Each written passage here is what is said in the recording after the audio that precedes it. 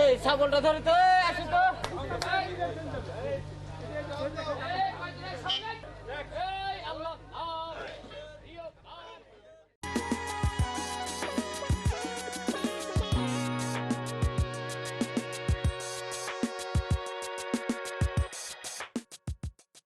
পাঁচটা 5 মিনিটে 4টি ওয়াগন লাইনচ্যুত হয়, সাথে সাথে রিলিফ ট্রেন কল হয়। রিলিফ ট্রেন 10টা 10 মিনিট এখানে উপস্থিত হয়, আর হচ্ছে 11টায় উদ্ধার কাজ শুরু হয়, আর 14টা 5-এ উদ্ধার কাজ শেষ হয়। লাইনে কিছু প্রবলেম আছে, লাইন ফিট হলে আমরা হয়তো কিছুক্ষণের পরে গাড়ি চলাচল স্বাভাবিক হবে, গাড়ি চালাতে হবে। কমিটি গঠন হয়েছে, তদন্ত কমিটি, ওনারা আসলে এটা দেখে রিপোর্ট দিবে, তাহলে ওটা বলতে পারবে। এই ট্রেনটা হচ্ছে খুলনা থেকে আসে, এখানে আমাদের 100 মেগাওয়াট পাওয়ার প্ল্যান্ট আছে, এখানে এর জন্য আসে।